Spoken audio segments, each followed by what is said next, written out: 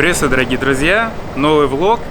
Знаете, у нас почему-то из влога во влог все время BMW. И очень часто BMW X7, как мы сделали это, как мы сделали то расширение, то, значит, накладки на передний бампер, задние.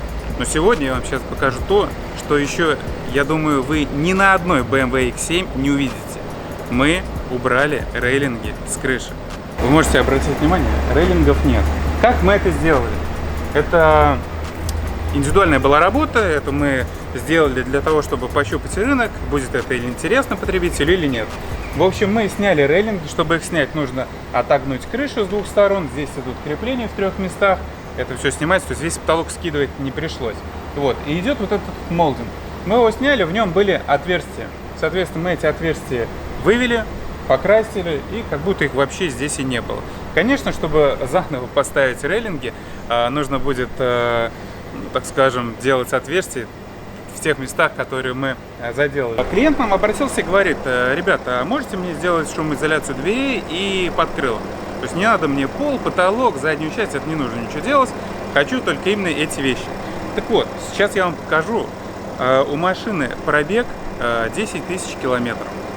И я вам сейчас покажу фрагмент, когда мы сняли подкрылок, в каком состоянии радиаторы. В общем, радиатор, такое ощущение, как будто на машине 1100 пробега. Весь черный, весь в земле. Я, к сожалению, не знаю, за какой именно элемент этот радиатор отвечает. Мне кажется, это охлаждение интеркулера. Если это действительно так, то в таком состоянии, если будет радиатор, то, ну, наверное, тысяч через 10-15 придется ехать к дилеру. Пришлось бы. Ну, чтобы устранить какие-то серьезные проблемы. Поэтому у кого есть BMW X7, я вам очень рекомендую посмотреть, в каком состоянии вот эти вот передние радиаторы. Как вы обратили внимание, наши расширители, я думаю, что в течение 5 минут можно отстегнуть родные и вставить наши. Встают на родные клипсы, все, как говорится, по ГОСТу. В чем, собственно, фишка проставок и расширений? Во-первых, машина становится визуально шире. Мы убрали рейлинги, мы добавили арки, и прошу обратить внимание, как колесо теперь начинает немножко выпирать. То есть не на максималке, а вот прям именно ходим, так скажем, по грани лезвия. Но вид, ну, просто безусловно широкий. А с горбатым нашим капотом это, ну, просто отдельная история. Вот. Но у нас здесь еще сейчас будут доработки. Клиент захотел, если вы знаете, как выглядит X6M F96, у него посередине идет такая накладка на родном бампере.